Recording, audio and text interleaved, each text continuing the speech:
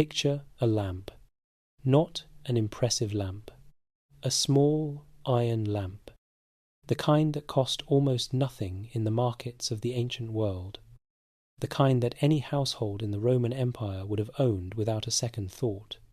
It sits on a table in a modest house in a city on the edge of the Adriatic Sea. It gives enough light to read by. It gives enough light to think by. Someone stole it once. The man who owned it replaced it with another lamp, exactly like it. Because the point was never the lamp. The point was the light. His name is Epictetus. He was born a slave in the 1st century of the Roman Empire. He died a free man, a teacher, and one of the most enduring voices of the Stoic tradition. Emperors studied his words. Marcus Aurelius, who ruled the known world from a palace, kept his teachings close, the way a serious man keeps a tool that has proven itself reliable in conditions of real stress, not for comfort, because he needed it to function. This is the complete story of how a slave became the conscience of an empire. Settle in, let the world outside go quiet, and let us begin. Chapter 1. The world that made him. Start with the ground, not with ideas, not with philosophy, with the actual ground of a city called Hierapolis, in the region of Phrygia, in what is now western Turkey. The city sits on a plateau above a river valley, and from certain angles on certain mornings, the landscape has the quality of something that has always been there and always will be. White calcium terraces spilling down the hillside, thermal springs that made the city known across the ancient world, the particular light of the eastern Mediterranean at the edge of summer, hard and clear and indifferent to whatever human drama is unfolding beneath it. This is where Epictetus was born, sometime around 50 AD, give or take a few years that no one thought to record at the time. Because the births of enslaved people were not events that the Roman Empire considered worth documenting with precision. That absence in the record is itself information.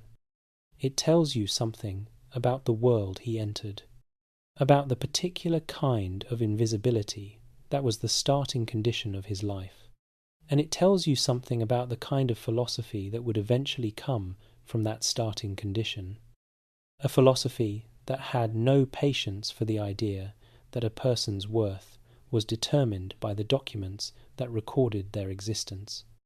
To understand Epictetus, you have to understand Rome not as a movie set of marble columns and dramatic speeches, but as a functioning system with its own internal logic, its own economics, and its own very specific ideas about which human beings counted as people and which counted as property. The Rome of the 1st century AD was the largest and most complex administrative structure the Western world had yet produced. At its height, it governed somewhere between 50 million and 80 million people across territories stretching from the northern edge of Britain to the deserts of North Africa to the eastern frontier of modern Iraq. Running that system required labour, enormous, continuous, organised labour, and a significant portion of that labour was performed by enslaved people.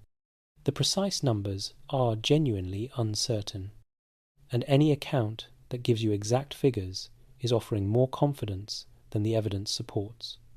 What we can say is that in Rome itself, and in the wealthy households of the empire more broadly, enslaved people were not a marginal presence. They were woven into the fabric of daily life at every level, from the agricultural estates that fed the empire, to the private households of senators, to the administrative machinery of the imperial court itself. Here is where the popular image of Roman slavery requires some careful adjustment, not to make the institution seem less brutal than it was, But because the actual reality is more complicated than the simplified version, and the complications matter for understanding how Epictetus became who he became, Roman slavery was not a single uniform condition. It was a spectrum. At one end were the men and women working in the mines and on the agricultural estates, performing physical labour under conditions that were genuinely lethal, with life expectancies the archaeological record suggests were devastatingly short. Their experience was what most modern people imagine when they think of ancient slavery, and that imagination is not wrong for this group. At the other end was a category that Roman society itself recognized as distinct: educated slaves, skilled slaves, slaves who worked inside wealthy households as tutors, accountants, secretaries, physicians, and personal attendants to powerful men. These people were still property. They could still be sold.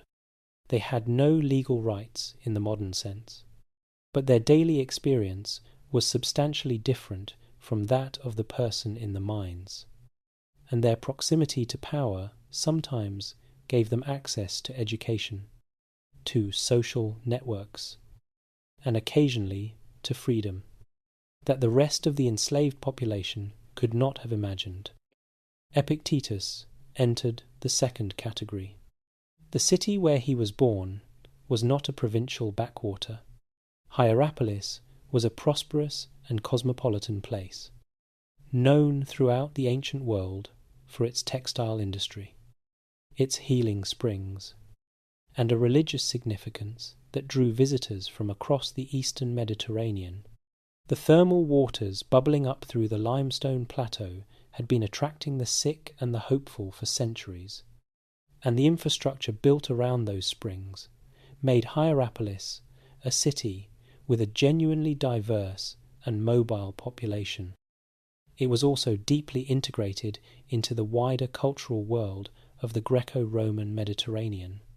The language of commerce and education in the eastern half of the empire was Greek, and Hierapolis was a Greek-speaking city.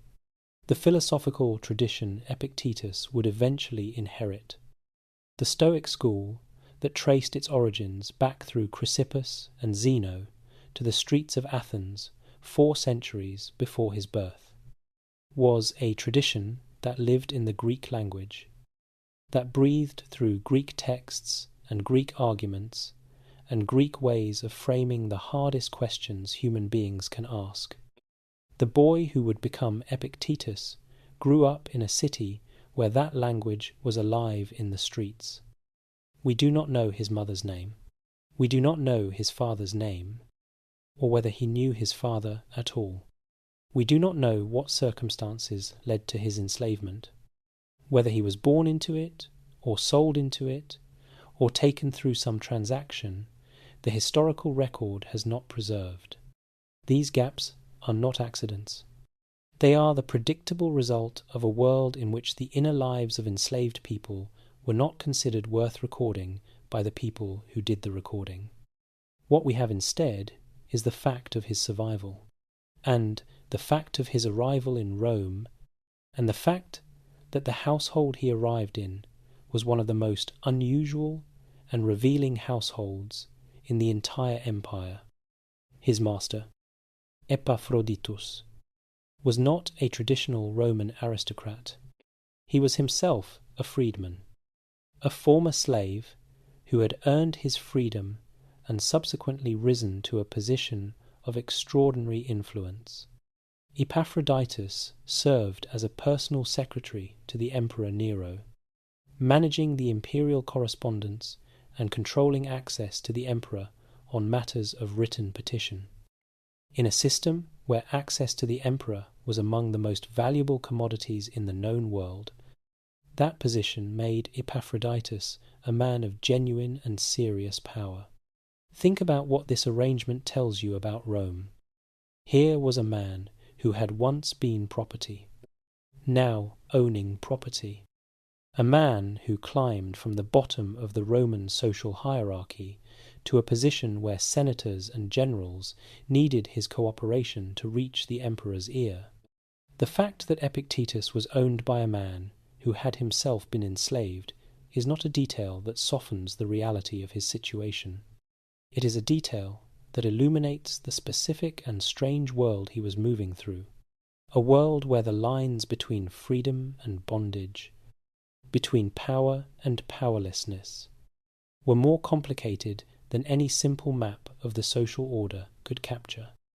And it was in that complicated world that a small lamp sat on a table in a house that was not his, giving light, waiting.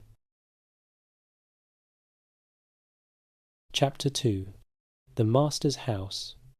There is a particular kind of power that does not announce itself. It does not wear a crown. It does not command armies in the field or deliver speeches in the Senate. It operates in the space between the powerful man and the world that wants access to him. In the room just outside the door, in the hand that decides which letters get read and which get set aside, in the quiet management of information that, in the right system, is worth more than any title the system formally recognizes. Epaphroditus held that kind of power, and living inside that power, watching it operate from the inside every day, was a young man who was already asking a question that the power around him was continuously, and probably unintentionally, helping him answer. The question was simple. What is the difference between the person who holds this power and the person who is free? He did not have the words for it yet, but he was watching carefully. To understand the world, Epictetus grew up inside. You have to understand what it meant to be a secretary for petitions to a Roman emperor in the 1st century AD. The title sounds administrative. The reality was something considerably more consequential. The Roman emperor received an unimaginable volume of correspondence, requests, appeals, complaints, and formal petitions from every corner of an empire stretching across 3 continents. Governors needed decisions. Military commanders needed authorization. Cities needed rulings on disputes. All of that had to be filtered, organized, summarized, and presented to a man who could not possibly read all of it himself. The person who managed that process did not merely organize paper, he shaped what the emperor knew. In a system where a single imperial decision could make or ruin a career, settle a territorial dispute, or determine the fate of a city, the secretary who stood between the petitioners and the throne held a form of influence that everyone who operated within that hierarchy understood completely, even when the formal hierarchy did not fully capture it. Epaphroditus had climbed to that position from the absolute bottom of the Roman social order. The details of his early life are not well preserved in the historical record, but what the sources do confirm is that he had been enslaved, that he had earned or been granted his freedom, and that he had then navigated the complex social landscape of imperial Rome with sufficient skill and patience to reach a position that men of far higher birth would have found remarkable. The household that Epictetus entered was organized around the logic of this position. Epaphroditus needed people who were educated, reliable, and capable of handling the administrative and intellectual demands that his role generated. Educated enslaved people were a standard feature of wealthy Roman households for exactly this reason. In the household of a man whose entire value to the imperial system rested on his ability to handle information intelligently, having educated enslaved people was not a luxury. It was a professional necessity.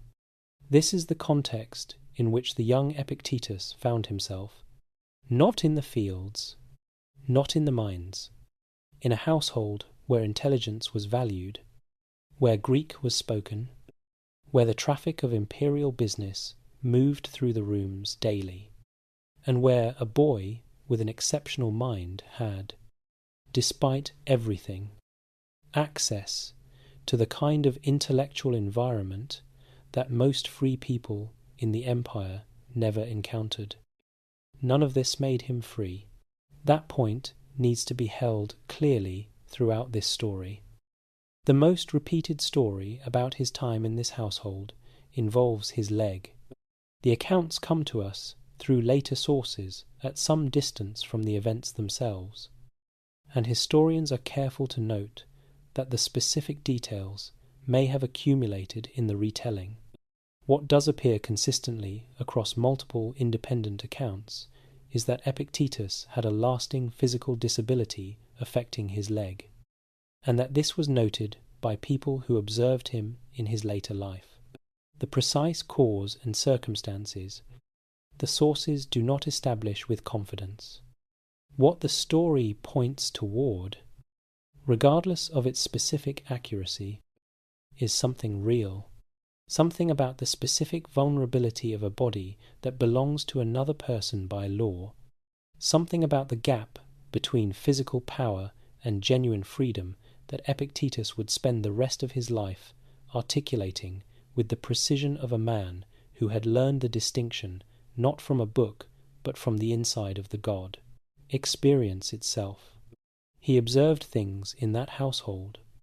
Nero's reign, which covered the years of Epictetus's childhood and early youth in Rome, was one of the most thoroughly documented catastrophes in the history of Roman imperial governance. The early years had been guided in part by the Stoic philosopher Seneca, who served as the young emperor's tutor and counsellor. There had been a period, brief and probably never as stable as later accounts made it seem, when it looked as though genuine competence and genuine philosophy might coexist at the centre of Roman power. That period ended. What followed was a decade of paranoia and violence that culminated in Nero being declared a public enemy by the Senate and fleeing Rome in 68 AD. Epaphroditus was present in some capacity at the end of Nero's reign. Though the precise nature of his role in those final events is described differently across the ancient sources and should be understood with appropriate caution, what is not in question is that Epictetus was in a household at the centre of these events, observing at close range the specific ways that power and philosophy could fail each other, the gap between the performance of power and the reality of it, the gap between the man who claimed to rule the world and the man who went home to a life organized around fear, the gap between the vocabulary of virtue and the actual exercise of it in conditions that tested virtue rather than merely described it. He was watching that gap every day, and the question that had been forming in him since he arrived in this household was becoming sharper. If the most powerful man in the world could live like that, in fear, in paranoia, in the desperate management of things that could not ultimately be managed, then power was not what it appeared to be. And if power was not what it appeared to be, then perhaps freedom was not either. Perhaps freedom was somewhere else entirely. He did not have the answer yet, but he was about to find the teacher who could help him look for it.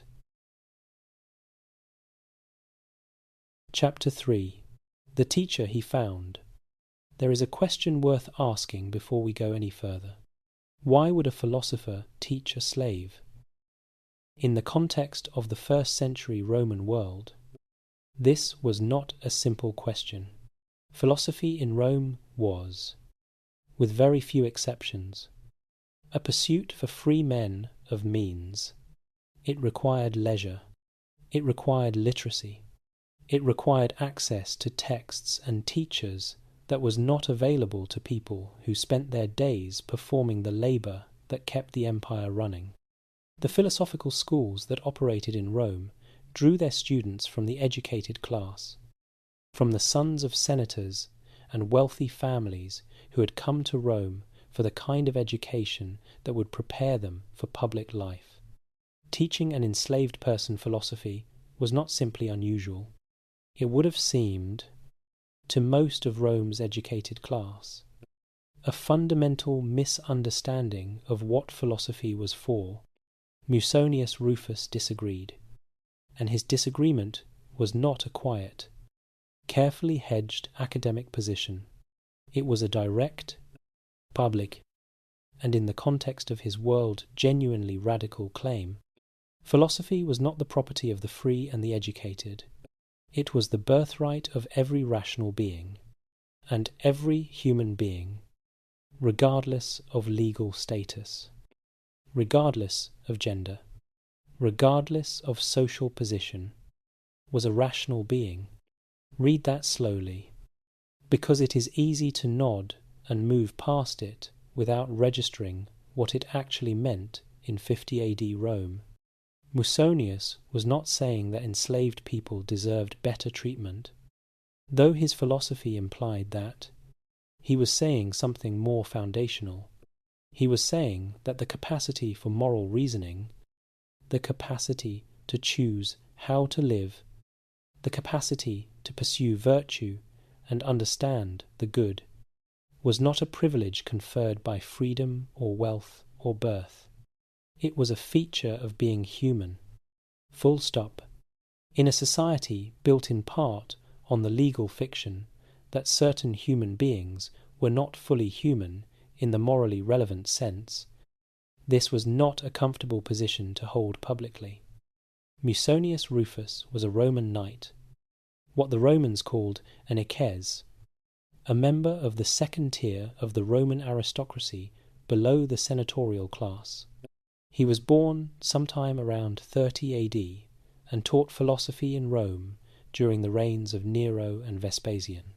He wrote nothing himself that has survived in complete form. What we know of his teaching comes from notes taken by students and preserved in fragments, a situation not unlike what we know of Socrates, whose ideas survived through the writings of those who listened to him rather than through anything he committed to writing himself. The comparison to Socrates is one that ancient sources themselves made, and it was not merely rhetorical.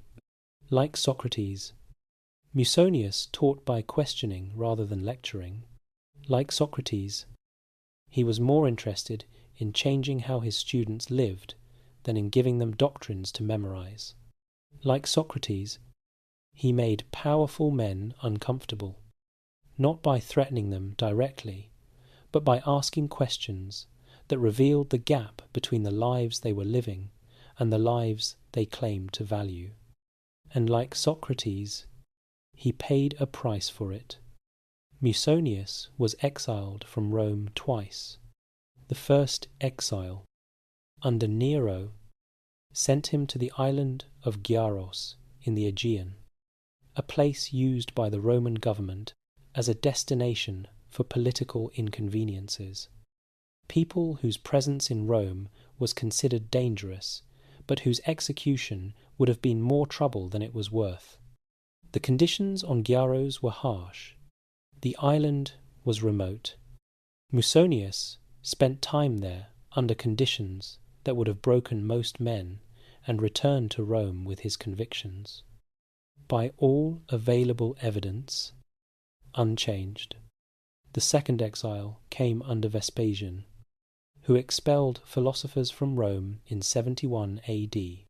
Musonius was expelled again, returned again, and continued teaching until his death sometime around 100 AD.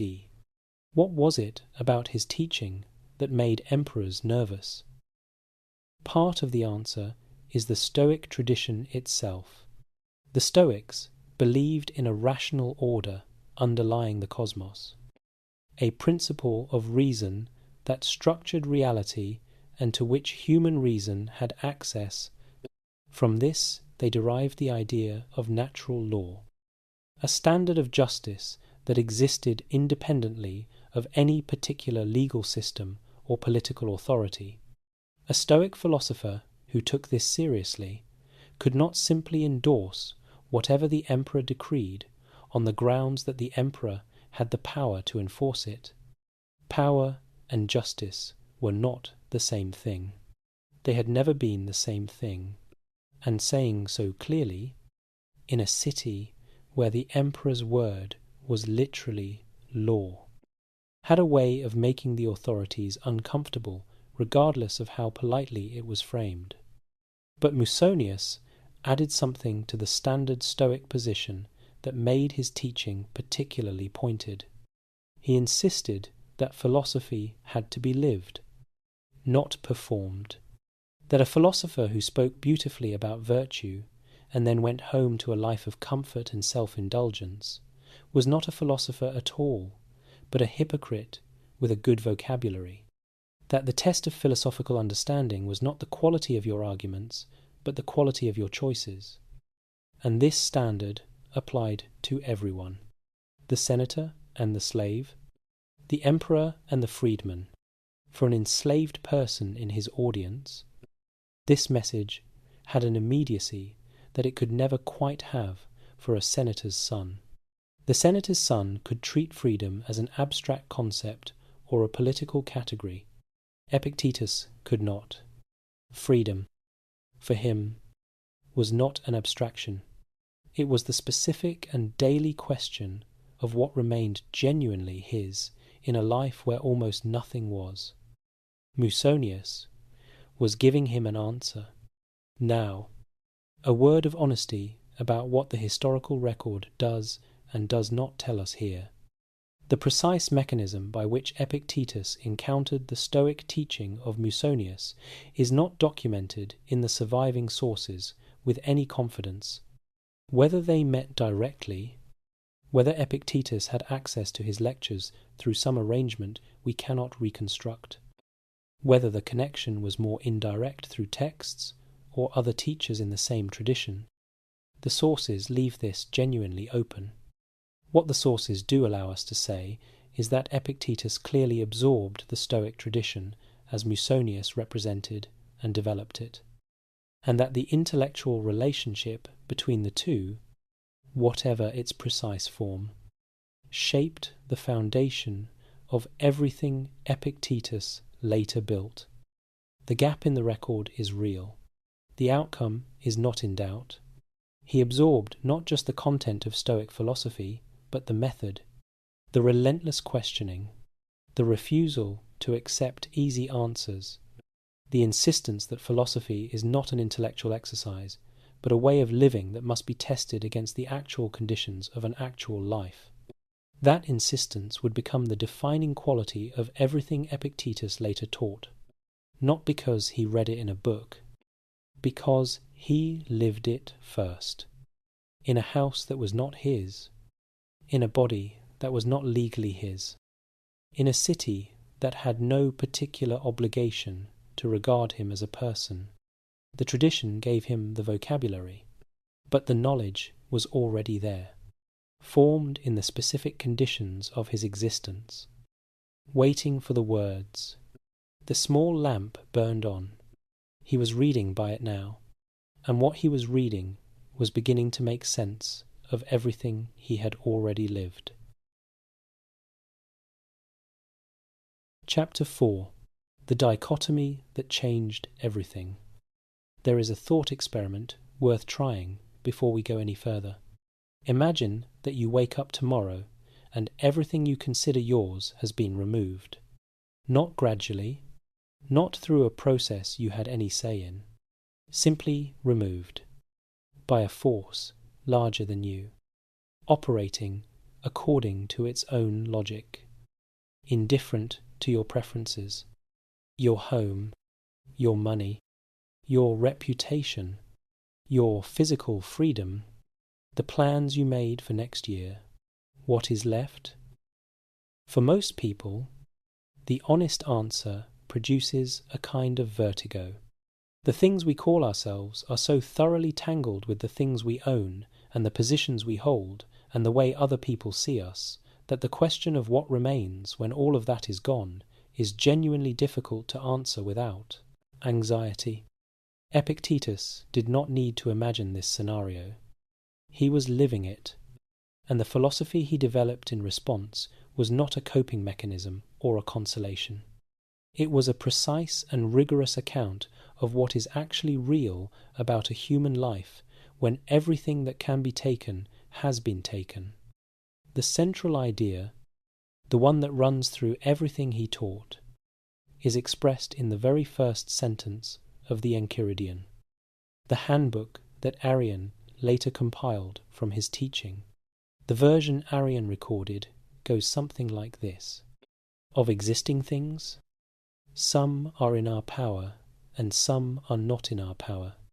In our power are opinion, impulse, desire, aversion, and in a word, whatever is our own doing. Not in our power are our body, our reputation, our property, and in a word, whatever is not our own doing. Read quickly. This sounds reasonable, but not particularly remarkable. Read carefully. In the context of a life like his, it is one of the most radical philosophical claims in the Western tradition. Here is why. The distinction Epictetus is drawing is not between things that are easy to control and things that are hard to control. He is making a categorical claim. Your reputation is not yours. Not in any philosophically meaningful sense. It exists in the minds of other people, formed by their judgments, shaped by their own desires and fears and biases and misunderstandings. You can influence it, sometimes significantly, but you cannot control it, because it is not located in you. It is located in them. Your body is not yours in the same way. You can care for it, you can train it, but you cannot prevent it from aging. You cannot guarantee that it will not be damaged by illness or accident or, in the world Epictetus inhabited, by the decision of a person who legally owned it. Your property is not yours in the same way. Everything you own can be taken through theft, through legal process, through the 10,000 ordinary and extraordinary ways that the physical world removes from human hands the things human hands have gathered. None of this is yours in the deep sense. What is yours? What is genuinely and completely yours is the movement of your own mind, your judgments about what is good and bad, your desires and your aversions, your decisions about how to respond to what the world presents. These things are entirely within your power because they are not located in the external world at all. They are located in you, in the faculty that Epictetus called proheresis, the capacity for deliberate choice that is the seat of moral agency and the only thing that no external force can reach. Now hold that idea next to the specific circumstances of his life. His body belonged to Epaphroditus by law. His freedom of movement was not his to determine. His future was subject to decisions made by other people according to their interests and not his.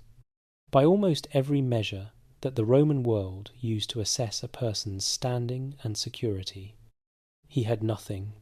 And yet, the part of him that chose how to respond to what was done to him, the part that decided what each event meant, whether it was a catastrophe or simply a fact, that part was not Epaphroditus's, could not be Epaphroditus's, was not available for purchase or confiscation or legal ownership by anyone. This is not a story about patience under oppression. Though it contains patience, it is not a story about accepting injustice. Though it involves accepting what cannot be changed, it is a story about locating the self in the right place. Most people, Epictetus observed, are looking for themselves in the wrong places. They are looking in their wealth, their status, their physical appearance, their reputation, the opinions of people whose own judgment is itself unreliable. And because all of those things are subject to loss, they live in a state of chronic anxiety, defending things they cannot ultimately protect, grieving things they were always going to lose, never quite arriving at the stability they are trying to build because the foundation is not solid.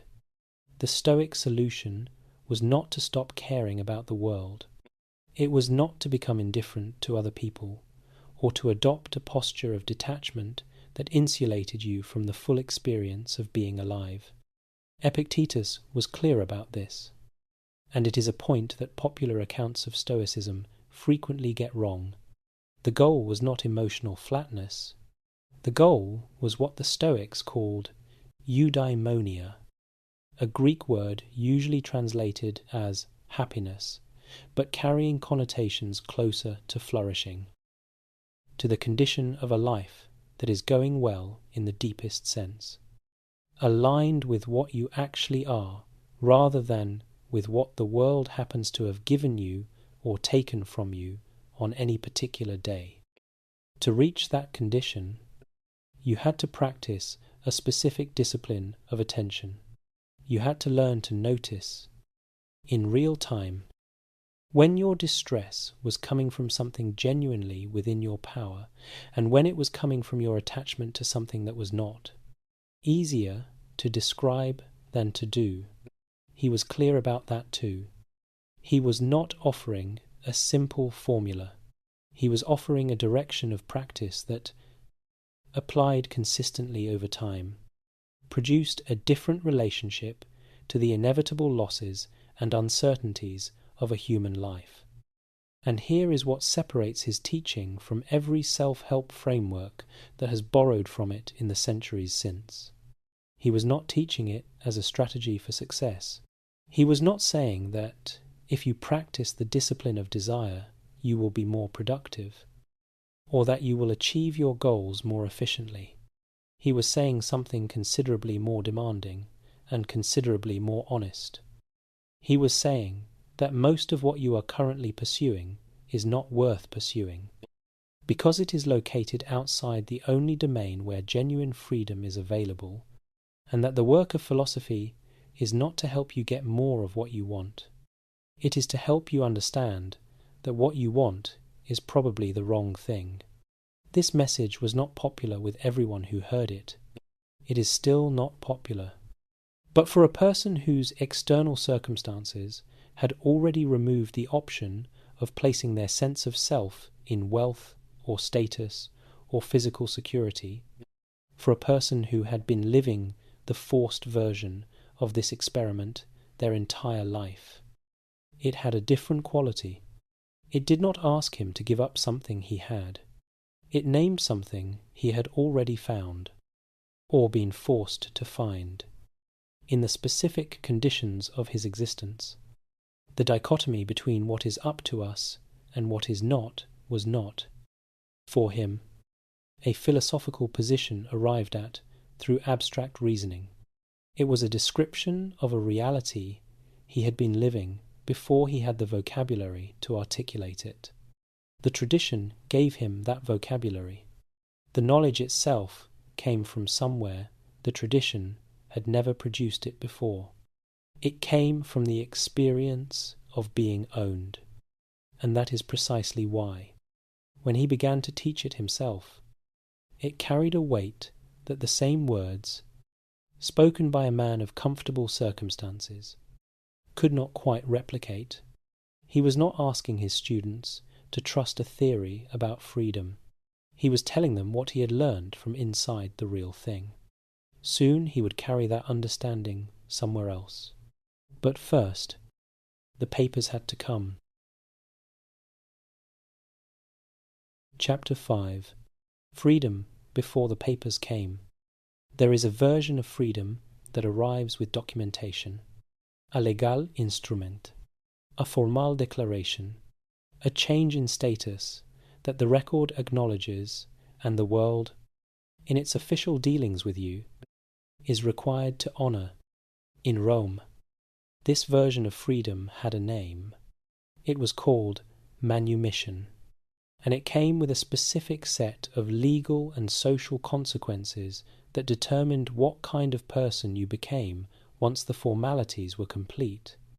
Epictetus was manumitted at some point. He became a freedman, a former enslaved person who was now legally free. The exact date of his manumission is not recorded in any source that historians have been able to locate with confidence. The circumstances are similarly unclear.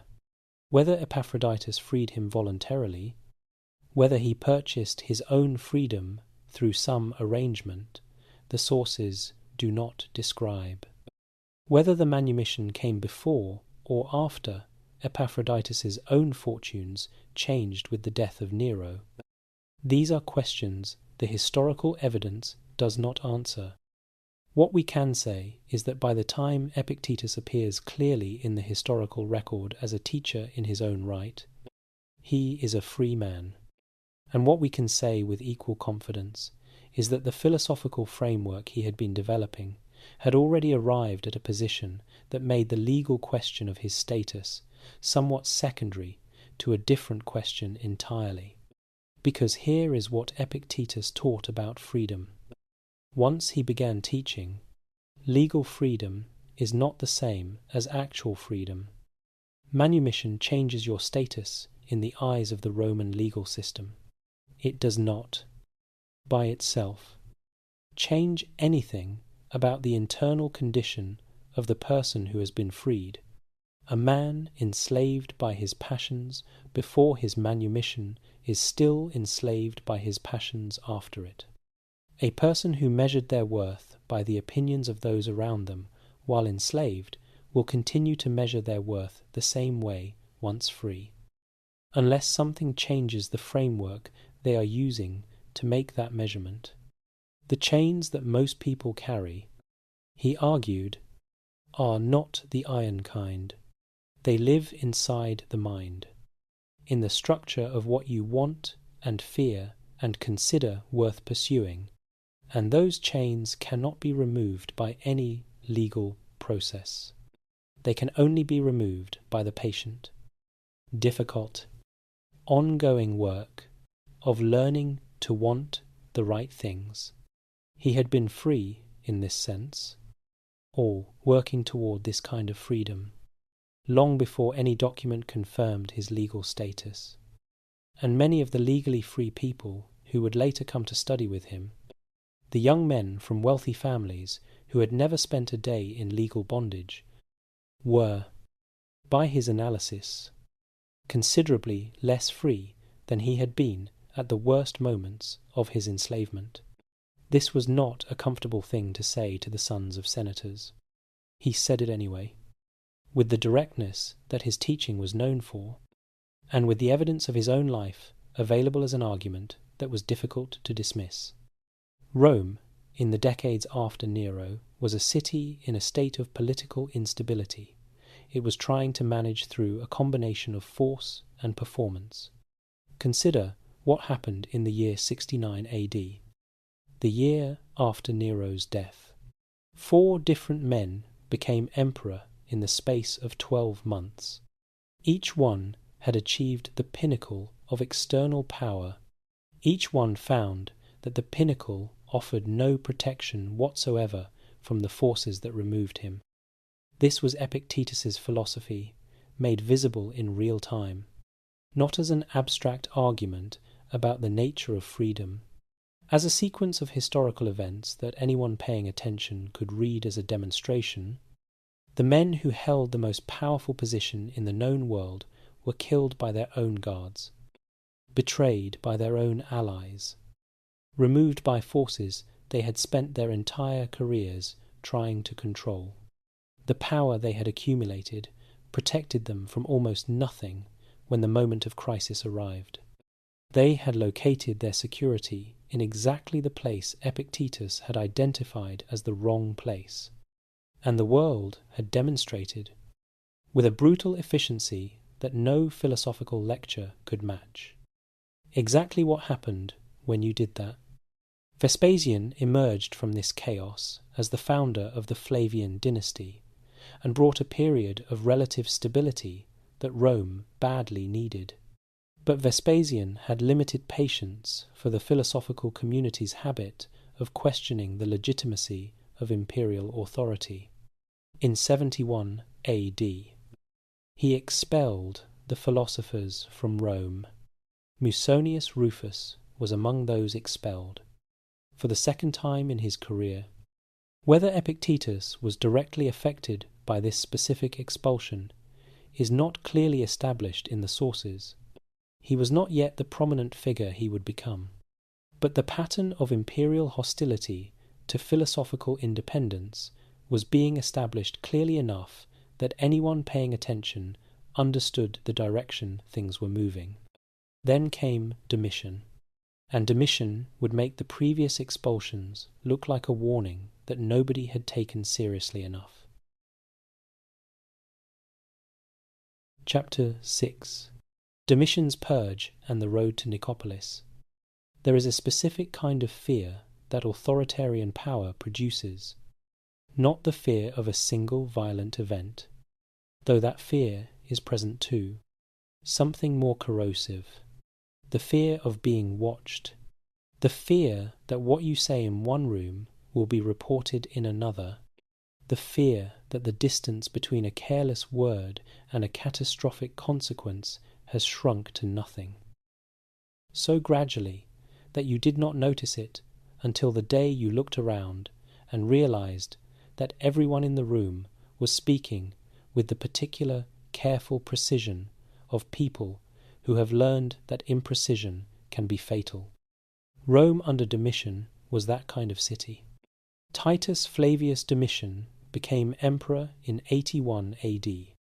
Following the brief and generally well-regarded reign of his brother Titus, the early years of his reign were not uniformly disastrous. He was an effective administrator in certain respects. He paid attention to the details of governance that some predecessors had neglected. He pursued military campaigns on the frontiers with genuine strategic seriousness. But something in Domitian's relationship with power expressed itself with increasing clarity as his reign continued.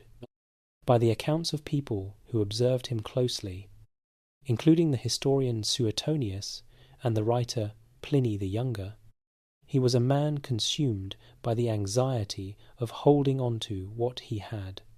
This anxiety was not entirely irrational. The history of the imperial office was a history of violent transitions, of emperors removed by rivals who had correctly calculated that the moment was right. Domitian had watched this history play out in the generation before him. His response was to eliminate anyone who might become a focal point for opposition, and in the logic of a mind organized around self-preservation, the category of potential threats expanded continuously. Every person of intelligence and principle was a potential critic. Every critic was a potential center of resistance. Senators were executed. Men of distinguished family were removed before they could become convenient alternatives to the man on the throne.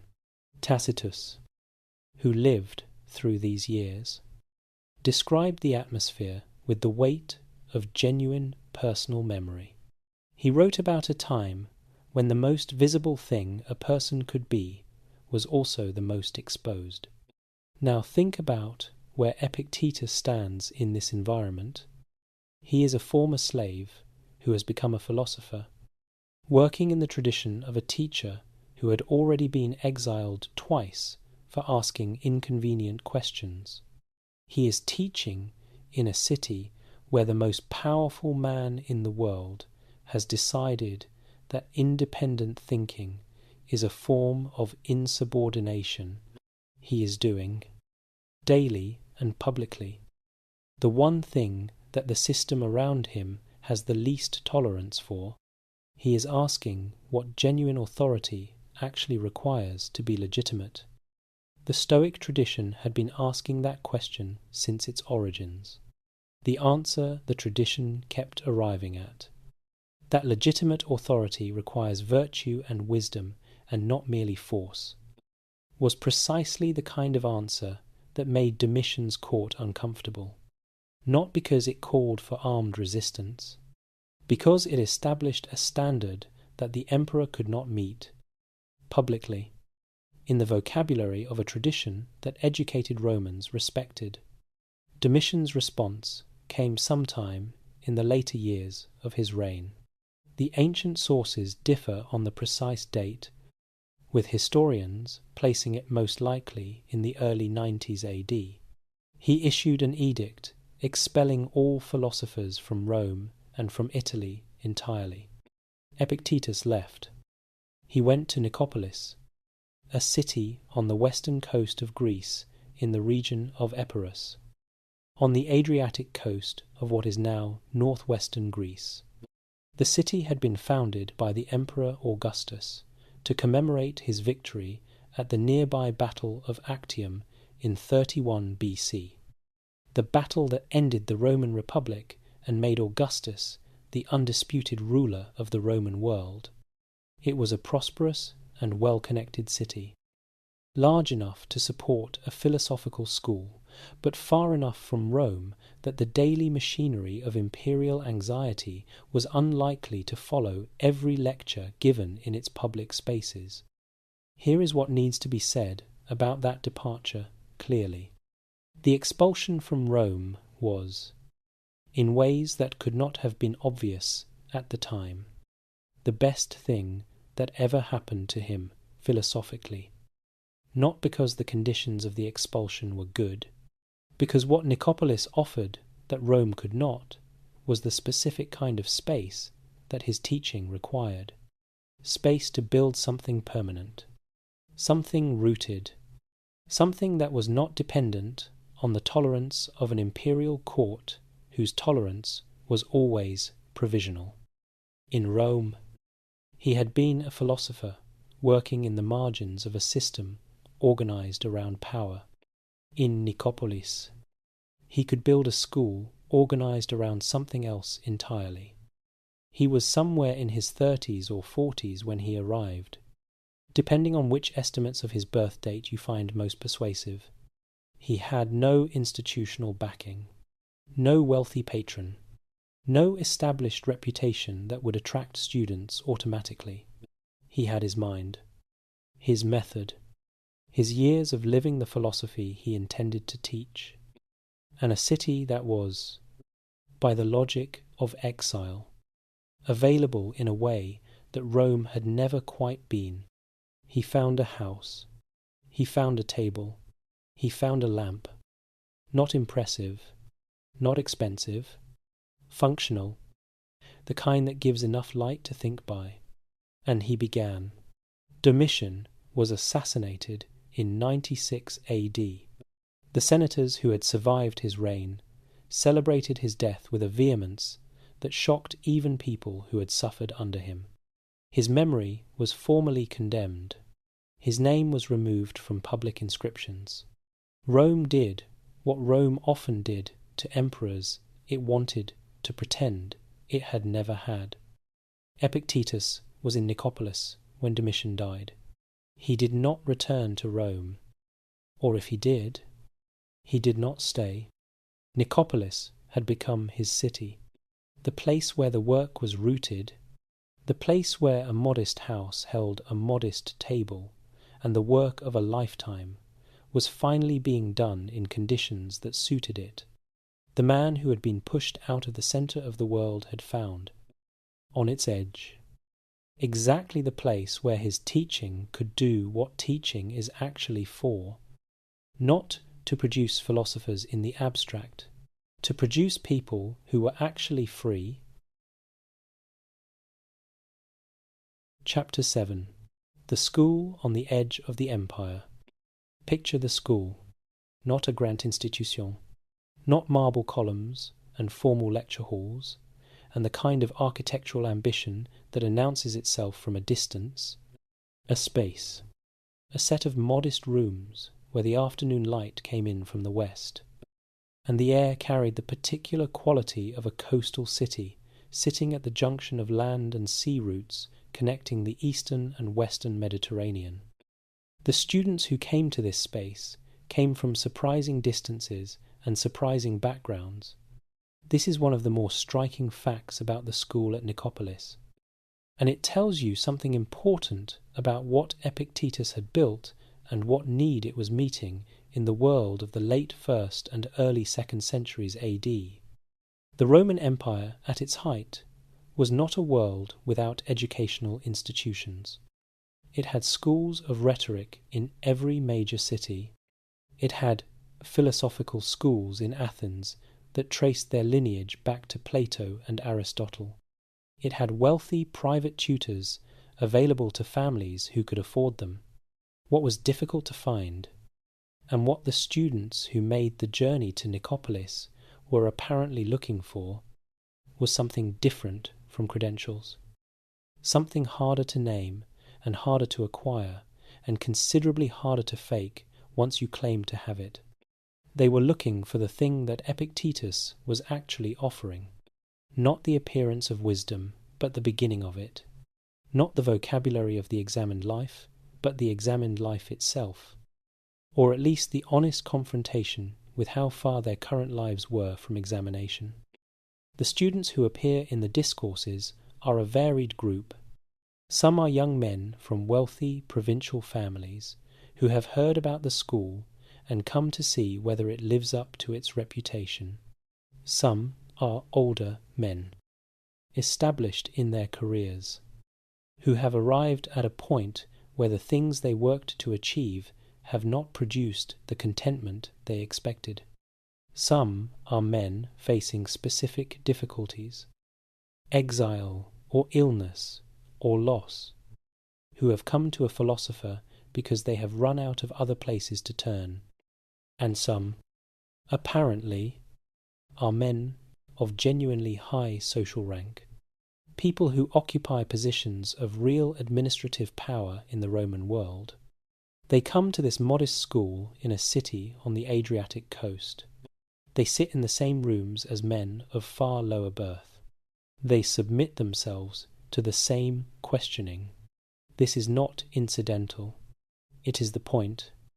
The method Epictetus used in the classroom was not a lecture. It was a dialogue, a sustained back and forth in which the teacher's goal was not to transfer information, but to expose confusion, to find the place in the student's thinking where an unexamined assumption was doing the work that a genuine argument should be doing, and to hold that place up to the light until the student could see it clearly enough to decide what to do with it. He was not gentle about pretense. This quality comes through more clearly than almost any other in the Discourses, and it is worth dwelling on because it is one of the things that most sharply distinguishes his teaching from the softer versions of philosophical instruction. His students were accustomed to receiving. When a student arrived claiming to have made progress in philosophy, his response was not encouragement.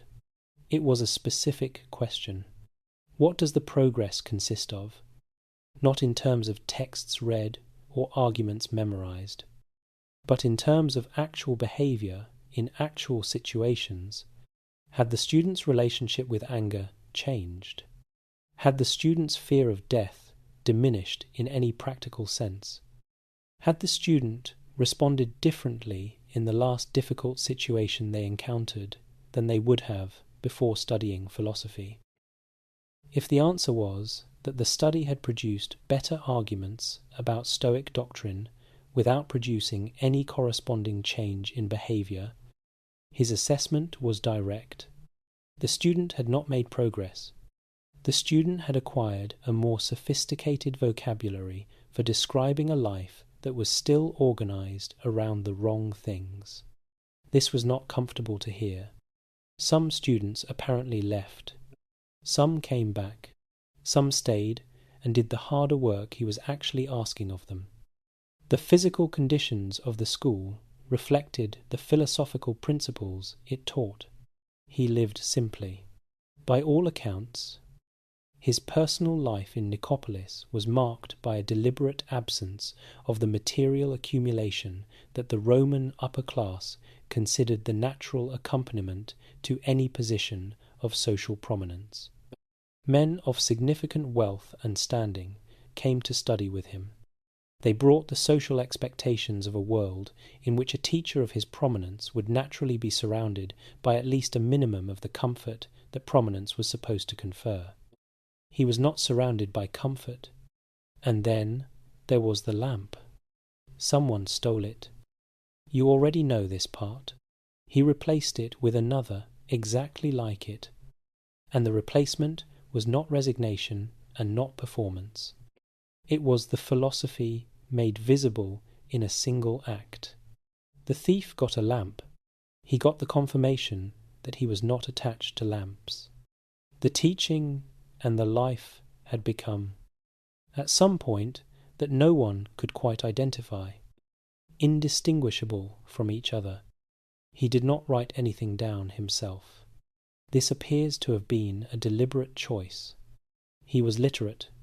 He was capable of writing. The tradition he belonged to was a writing tradition. And yet he chose, as Socrates had chosen before him, to teach through conversation rather than through text. The reason, based on what his teaching contains, is consistent with everything else about him. Writing can be read without being understood. It can be memorized without being absorbed. It can be cited without being lived. The kind of understanding that philosophy requires, the kind that actually changes how you respond to the world, rather than simply how you talk about it, comes from dialogue, from the direct encounter between a questioning mind and another mind willing to be questioned. This was a position with real consequences for his legacy. It meant that everything we know about what he said in that school in Nicopolis depends entirely on the testimony of someone who was present and who thought to write it down. That person was Arrian. Lucius Flavius Arrianus was a Greek from Nicomedia in Bithynia, in what is now northwestern Turkey. He was born sometime around 86 or 89 AD, into a family of sufficient means and standing to give him the kind of education that led, eventually, to a career of genuine distinction. He would go on to serve as a Roman consul, as a provincial governor, as a military commander. He would write an account of the campaigns of Alexander the Great that remains one of the most important sources for that subject today. He was not a marginal figure. He was a man of real accomplishment who happened, at a formative point in his life, to find himself sitting in a modest room in Nicopolis, listening. He arrived as a young man, probably in his late teens or early 20s, sometime in the first decade of the 2nd century AD.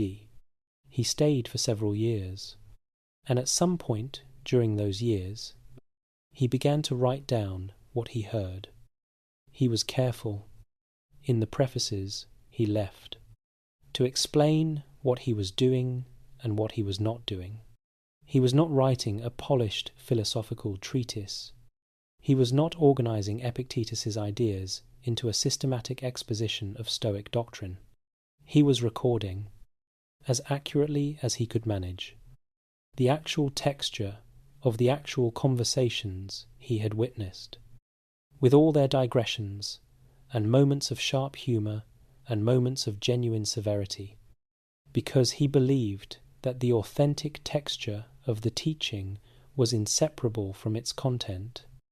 The result is the Discourses, 4 books of which survive out of what were apparently 8, along with the Enchiridion, a shorter handbook that Arrian compiled from the Discourses as a practical guide for people who wanted the essential teachings in a portable form.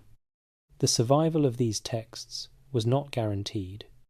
Ancient texts survived through copying, and copying was labour-intensive and dependent on there being people who believed the text was worth the effort.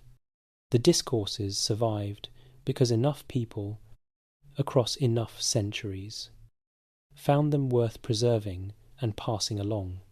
But in the school itself, in the rooms where Arian was writing down what he heard, the question of survival was not yet the question. The question was the one that Epictetus was asking every student who walked through the door. The same question he had been asking himself since he was a boy in Hierapolis, before the documents of his enslavement and before the documents of his freedom, before Rome and before Nicopolis. The question that no document, no lamp, no umpire, no edict could answer for you.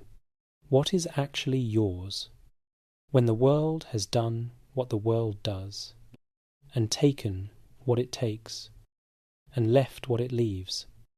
What remains?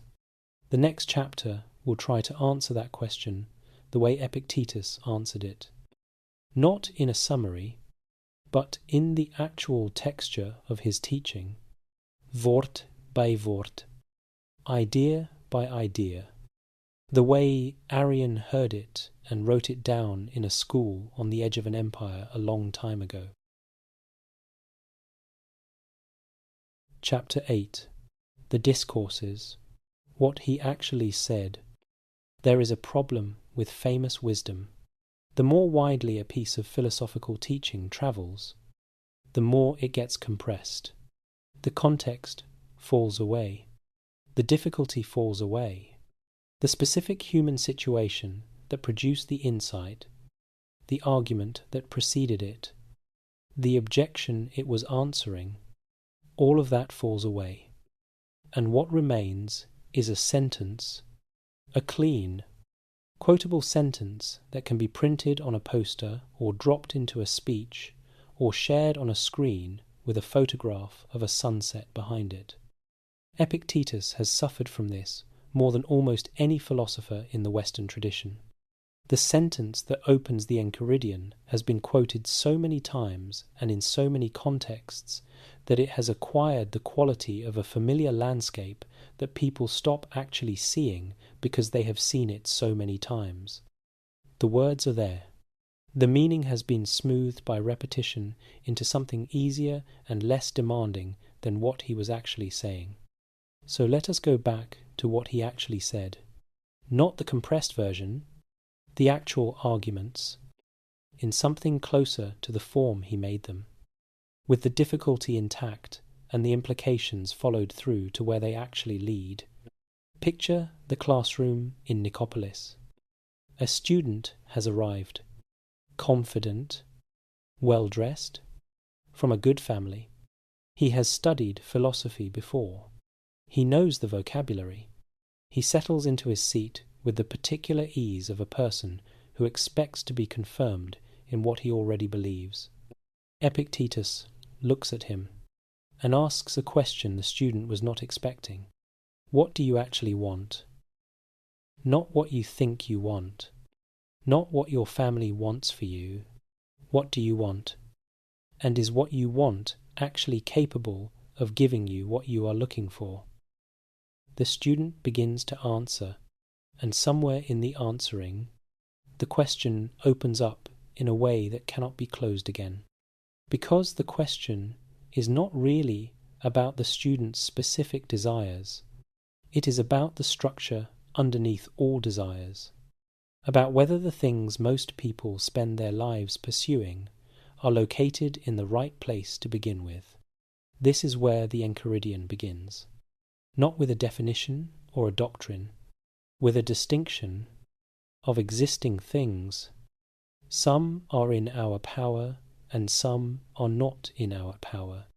In our power are opinion, impulse, desire, aversion, and in a word, whatever is our own doing. Not in our power are our body, our reputation, our property, and in a word, whatever is not our own doing. Read quickly. This sounds reasonable, but not particularly remarkable. Read carefully. In the context of a life like his, it is one of the most radical philosophical claims in the Western tradition. Here is why. The distinction Epictetus is drawing is not between things that are easy to control and things that are hard to control. He is making a categorical claim. Your reputation is not yours. Not in any philosophically meaningful sense. It exists in the minds of other people, formed by their judgments, shaped by their own desires and fears and biases and misunderstandings. You can influence it, sometimes significantly, but you cannot control it, because it is not located in you. It is located in them. Your body is not yours in the same way. You can care for it. You can train it, but you cannot prevent it from aging. You cannot guarantee that it will not be damaged by illness or accident. Your property is not yours in the same way. Everything you own can be taken through theft, through legal process, through the 10,000 ordinary and extraordinary ways that the physical world removes from human hands the things human hands have gathered. None of this is yours in the deep sense. What is yours, what is genuinely and completely yours, is the movement of your own mind. Your judgments about what is good and bad, your desires and your aversions, your decisions about how to respond to what the world presents. These things are entirely within your power because they are not located in the external world at all. They are located in you, in the faculty that Epictetus called prohieresis, the capacity for deliberate choice that is the seat of moral agency and the only thing that no external force can reach. The student in the classroom shifts in his seat. Because he has spent his whole life located in the wrong place, his sense of himself is in his family name, his financial prospects, his reputation among the people whose opinions he has been taught to value, and Epictetus has just told him, with quiet and complete certainty, that none of those things are actually his in the deep sense. This is not comfortable news, but it is, Epictetus would insist, the most liberating thing a person can hear.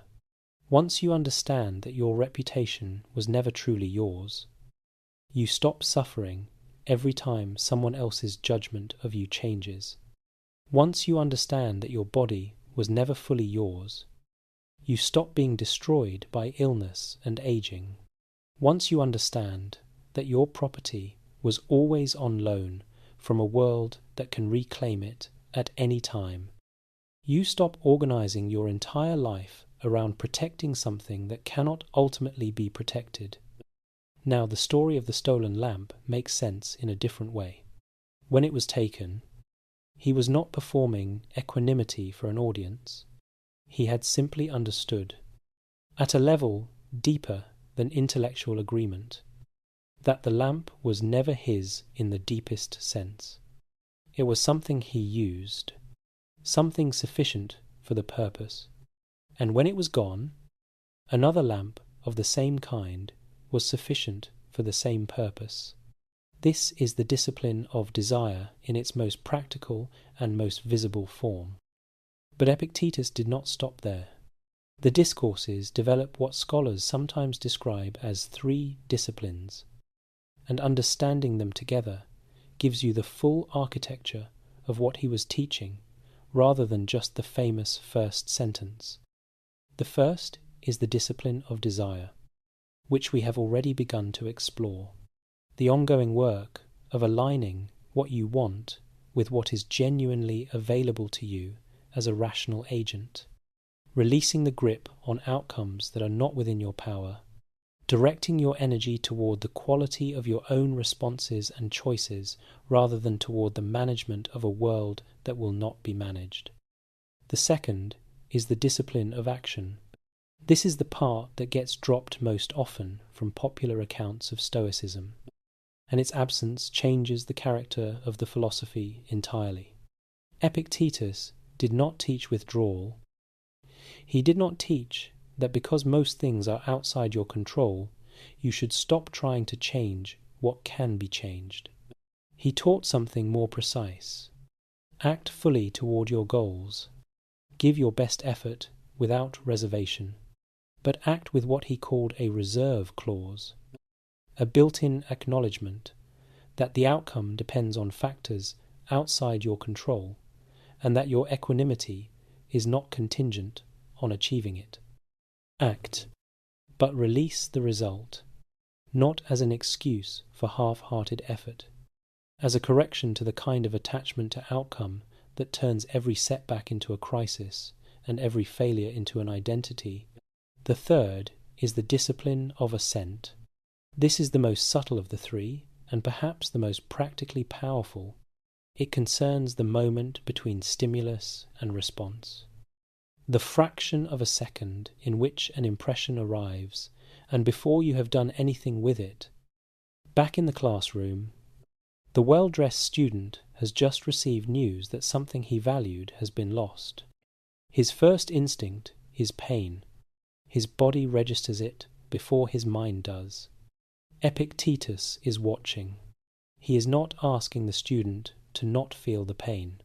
He is asking the student to pause, for just a moment, before accepting the impression that the pain has generated, the impression that says this is catastrophic, this is unbearable, this ruins everything. Is that impression accurate? Or is it a judgment, dressed up as a fact? And if it is a judgment, can it be examined? That pause is where freedom lives. It is tiny. It is easily missed. It requires practice to make it available in conditions of real stress. But it is real, and it is yours.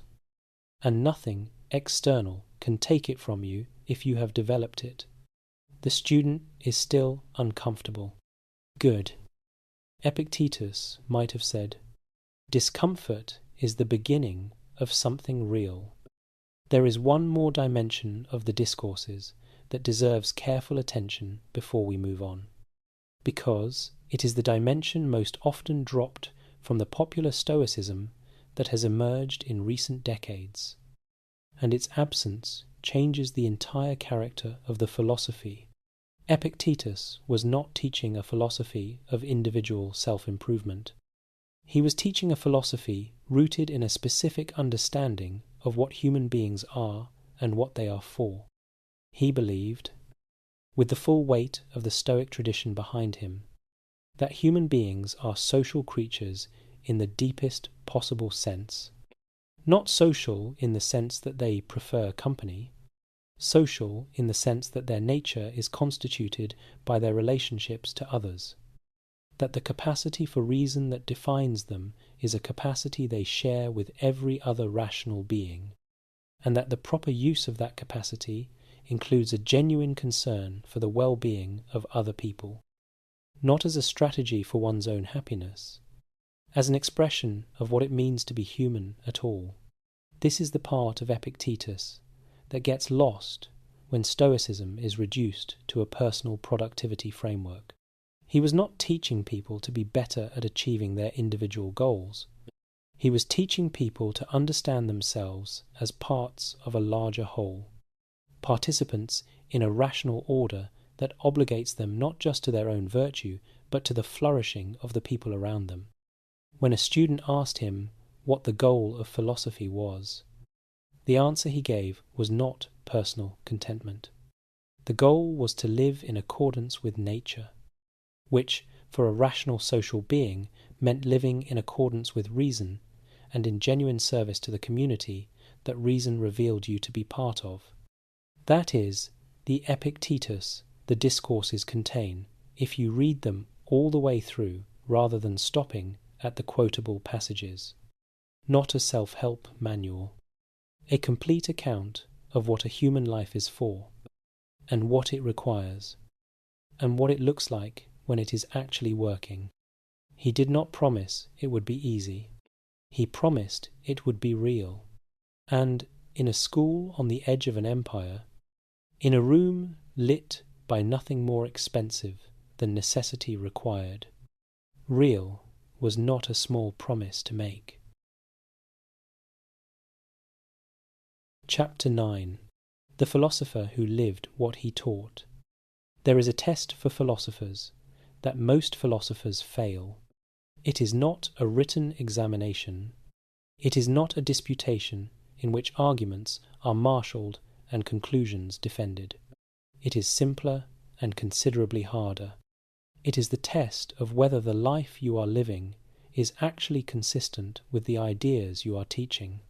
Whether, when the door closes and the audience goes home, you are doing what you said needed to be done. Most great philosophical teachers in the history of the Western tradition have failed this test in significant ways. Not because they were consciously saying one thing and doing another, but because the gap between what philosophy describes and what an actual human life contains is genuinely difficult to close. And most people, even very good people, do not close it completely. Epictetus closed it in a way that the people around him noticed and remarked upon. Not perfectly. No one closes it perfectly, but consistently enough, across enough years, in enough different circumstances, that the people who observed his life arrived at a judgment that the historical record has preserved. He was the thing he was teaching. Start with the simplest material facts. He lived in a small house in Nicopolis, not modest by the standards of a poor man, but genuinely simple by the standards of a man who had, by the time his school reached the height of its reputation, the attention and admiration of some of the most powerful people in the Roman world. Men of significant wealth and standing came to study with him. They brought the social expectations of a world in which a teacher of his prominence would naturally accumulate at least a minimum of the comfort that prominence was supposed to provide. He did not accumulate it. His relationship with his students reflected the same consistency. He was not a warm teacher in the sense of being encouraging or affirming. The Discourses are full of moments of genuine sharpness, of direct criticism, of the kind of honest assessment of a student's actual situation that no one who valued their comfort would willingly request. When a student came to him, having clearly not done the work, he did not soften the observation. When a student offered a sophisticated argument for a position that was, in his assessment, rationalized self-indulgence, he said so. But underneath the sharpness was something that the students who stayed consistently described as genuine care. Not the care that flatters and protects. The care that takes the other person seriously enough to tell them the truth about where they are, because telling them a comfortable lie would be a form of contempt disguised as kindness. He extended this care beyond the formal boundaries of his school. In his later years in Nicopolis, there is an account, preserved in fragmentary form and with details that vary across the sources, so it should be understood with appropriate uncertainty, of Epictetus taking in a child who was otherwise without care. The essential fact, consistent across the accounts, is this: a child in difficult circumstances, a philosopher who had no formal obligation to intervene, an intervention made anyway, arranged with the practical care of someone who understood both what the child needed and what his own limitations meant about how he could provide it. Think about what this tells you about the man. Here is a philosopher who has spent decades teaching that attachment to external things is the source of suffering, that the wise person holds even the things they value most with an open hand, genuinely present to them, but not gripped by them. And here is that same philosopher, old and physically limited, living on the edge of the empire with no institutional support and no family of his own, choosing to take responsibility for a child who had no formal claim on him except the claim that a human being in need makes on another human being who has the capacity to help. The consistency here is not the consistency of a man who has decided that attachment is acceptable after all. It is the consistency of the teaching itself. The Stoic position on love and care was not that you should not love, it was that you should love in the right way, with the right orientation, not with the desperate grip of a person who needs the beloved to remain and to never change, but with the open presence of a person who loves fully and gives fully and remains genuinely present to the possibility of loss, without allowing that possibility to diminish the quality of the love itself. That is a considerably more demanding form of love than the version that simply avoids attachment entirely, and he demonstrated it, apparently without drama or deliberate demonstration. In the specific act of taking in a child, he had no obligation to take in. His relationship with his own body was also instructive. He was lame. The lameness was long-standing and visible to everyone who observed him. It was a daily and continuous reminder of exactly the kind of external limitation that his philosophy addressed, and the accounts of how he related to it suggest that he had indeed arrived at the relationship his philosophy described. He did not ignore the lameness. He did not pretend it was not there. He referred to it in his teaching with a directness that makes clear he had examined it thoroughly rather than avoiding it. In passages of the Discourses, he uses his own body as an example of the distinction between what is in our power and what is not. The body is external to prohieresis. What is within a person's control is their orientation toward the body's condition, their judgment about what it means and what it requires of them. He had made a judgment about his lameness. The judgment was that it was an obstacle to certain kinds of movement and not an obstacle to the only kind of movement that ultimately mattered. He walked with the limp. He taught from a position that his body allowed. He did not organize his life around the avoidance of limitations, because organizing your life around the avoidance of limitations is itself a form of being governed by the thing you are trying to avoid. In the classroom, the connection between his lived experience and his teaching was most direct and most visible. He did not teach from a distance. He taught from inside the same human situation his students were navigating. When he talked about the experience of pain, he was not describing something he had read about. When he talked about physical limitation, he was not constructing a thought experiment. When he talked about freedom, he was not offering a theory from a position of lifelong security. He had been where the philosophy was pointing before the philosophy gave him the vocabulary to describe where he had been. This is the quality that the students who made the journey to Nicopolis encountered when they arrived. The teacher was the argument. His life was the evidence for the position his words were articulating. The alignment between what he said and what he did was not a claim he made about himself. It was a fact that the people who observed him over time arrived at independently. There is a conversation in the Discourses that illustrates this more sharply than almost any other. A student comes to Epictetus complaining about a situation that has made him angry. An injustice done to him by someone with more power. He has come, apparently, expecting sympathy, expecting the philosophical framework to offer him some comfort, some way of feeling better about a situation that felt bad. Epictetus asks the student what exactly was taken from him in this situation. The student describes the external circumstances. Epictetus agrees that the external circumstances are as described, and then he asks the question the student had not been expecting: what was taken from you that was actually yours?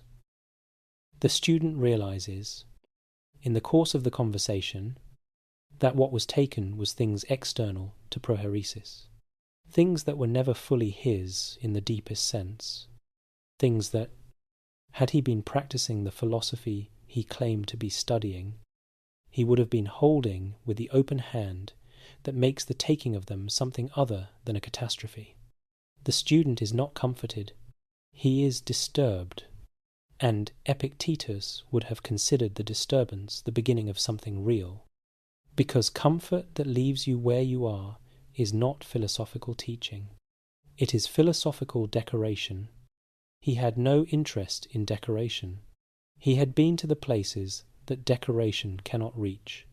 He had found out what was actually there, and he spent his life trying to tell people where to look, even when the truth was that you had not yet done the work, especially then. Chapter 10. The Emperor Who Needed Him. There is a particular irony at the heart of the Stoic tradition that the tradition itself would have appreciated.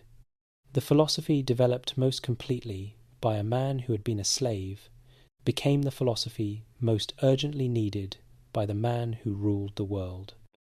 Marcus Aurelius was born in 121 AD, in Rome, into a family of Spanish origin that had risen to the highest levels of the Roman aristocracy.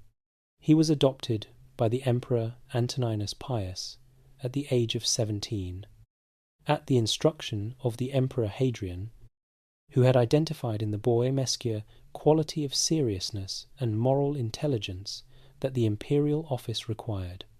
He became emperor in 161 AD and ruled until his death in 180 AD. A reign of 19 years that coincided with some of the most difficult external challenges the empire had faced in generations.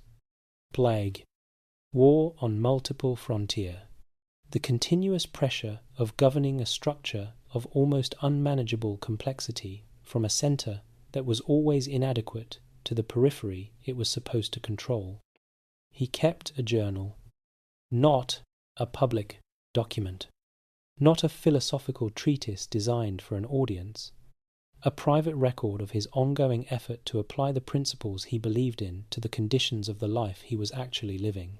He wrote it in Greek, and he addressed most of it not to posterity, but to himself, in the second person, as a form of continuous self-examination and self-correction. The document we know as the Meditations was not given that title by its author. It was found after his death and published under various names before settling into the form it currently occupies. One of the most widely read philosophical texts in the history of Western civilization. Marcus Aurelius and Epictetus never met. Epictetus died sometime around 135 AD. Give or take a few years. And Marcus was a child when Epictetus was still teaching. The connection between them is not biographical in the direct sense. It is intellectual, and it is so thoroughly documented in the Meditations themselves that it amounts to one of the most significant philosophical relationships in the ancient world, even though the two men never occupied the same room. The Meditations return to Epictetus more often and more directly than to almost any other philosophical voice. Marcus quotes him, paraphrases him, applies his frameworks, returns to his language, and measures himself against his standard repeatedly across the 12 books of the journal. The copy of the Discourses that Marcus used was apparently a text he lived with, that he returned to regularly, that he used the way a person uses a tool that has proven itself reliable in conditions of real stress. Why? The question is worth taking seriously, because the answer illuminates something important about both men and about the philosophy they shared. Marcus Aurelius was, by the assessment of historians who have examined his reign most carefully, a genuinely good man attempting to govern a genuinely difficult empire according to genuinely held principles, in conditions that continuously tested those principles in the most demanding possible ways. He was not a saint. The Meditations themselves are evidence of this, because they are full of the kind of self-criticism and self-correction that only a person who is actually failing in specific ways finds necessary to perform. He lost his temper. He found certain people genuinely difficult, and said so to himself. He experienced the full range of human weakness that the Stoic framework was designed to address. But he was trying, and the trying was not performance. The Meditations were private. There was no audience for the self-criticism they contain except the man writing them, which means the self-criticism was real, and the effort to correct it was real, and the standard being applied was genuinely the standard of the philosophy, rather than a public standard designed to produce a favourable impression. The Antonine Plague, which began around 165 AD and continued for years, killed an enormous number of people across the empire. The ancient and modern estimates vary considerably, and historians continue to examine what the evidence actually supports. But the disruption to the military, the economy, and the social fabric of the Roman world was severe and sustained. His administration had to manage this without any framework for understanding what a pandemic was or how it worked. The wars on the Danube frontier required his personal presence for extended periods, meaning that the emperor, who would have preferred to spend his time reading and governing from Rome, spent significant portions of his reign in military camps on the northern edge of the empire. Conducting campaigns he found uncongenial and personally exhausting. And through all of this, he kept writing the Meditations, kept returning to the framework, kept asking himself the questions that Epictetus had taught, in different words but with the same essential structure. What is actually in my power here? What is my judgment about this situation? And is my judgment sound? Am I responding to what is actually happening, or to the impression of what is happening that my fear or my vanity or my exhaustion has produced? He needed Epictetus because Epictetus had solved the problem that Marcus's position made inescapable. The problem is this: the more power you have over external circumstances, the more tempting it is to locate your security in that power. An emperor can change the conditions of almost anyone's life by a word or a signature. The world arranges itself, to a significant degree, according to his preferences, and this arrangement produces a specific and dangerous illusion, the illusion that control over outcomes is actually available, that the security that comes from power is the real kind of security, rather than a particularly elaborate version of the false kind. Epictetus had demonstrated, with the authority of a life that had never had the option of this illusion, that control over external circumstances is not the same as freedom, that a man who rules the world can be more enslaved than a man who owns almost nothing. If the ruler's sense of self is located in the ruling, and the other man's sense of self is located in something that cannot be owned, Marcus understood this. He wrote, in a passage that reads as clearly as anything in the Meditations that it is possible to live well even in a palace. He was apparently reminding himself of this, because the reminder was necessary, because the palace, with its continuous pressure toward the investment of self in the outcomes of governance and the opinions of the governed, was itself a kind of cave, a world of appearances that could be mistaken for reality if you stopped examining it. Epictetus was the voice he kept returning to when the examination was required. He did not always close the gap. The Meditations show a man who often did not close it, but the attempt was genuine, and the attempt, sustained over 19 years of difficult governing, produced a reign that historians tend to assess as genuinely good by the standards that matter, not perfect, not free of failures and compromises, but oriented by something real, conducted by a man who was sincerely trying to align his exercise of power with the best understanding of what power was for. Epictetus would have approved of the trying. He would have been characteristically unsentimental about the gaps. Marcus died in 180 AD at Vindobona, the city now called Vienna, on the Danube frontier. He was 58 years old. His son Commodus succeeded him and proceeded to demonstrate, with a thoroughness that historians have found almost exemplary in its completeness, every principle that Epictetus had said would produce exactly the kind of reign Commodus produced. A reign organized around appetite and vanity. A reign that ended in assassination.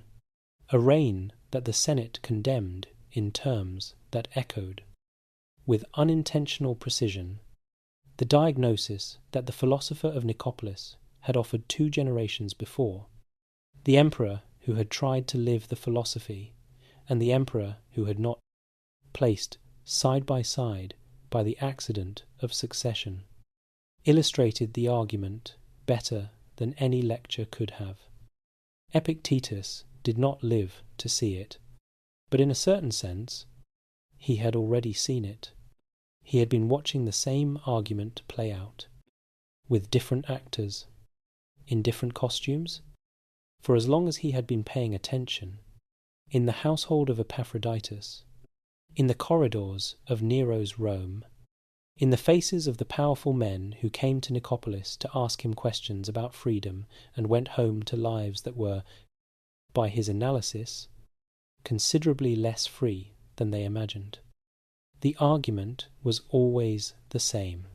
Power over external things is not the same as freedom, and the man who rules the world from a palace can be more enslaved than the man who sits in a modest house in Nicopolis with a philosophy that cannot be stolen. That argument did not end with Epictetus. It did not end with Marcus Aurelius. It is still being made. It still needs to be made. And the fact that it still needs to be made is perhaps the most powerful evidence that the man who made it most clearly was pointing at something real, something that does not go away just because the empire does. Chapter 11. What Stoicism got wrong, and why that matters.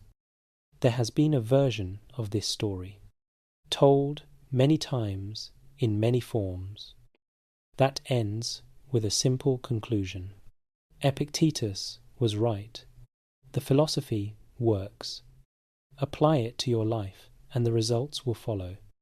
This version of the story is not false, but it is incomplete in ways that matter, and the incompleteness matters more now than it might have in other periods, because the contemporary world has taken Stoicism up again in a form that emphasizes its most individually applicable elements and quietly sets aside the elements that complicate the picture. So let this chapter do what the previous chapters have been building toward the permission to do. Let it ask the hard questions about the philosophy itself, about what the framework gets genuinely wrong. about where the application breaks down, and about what an honest engagement with Epictetus requires that the simplified version does not.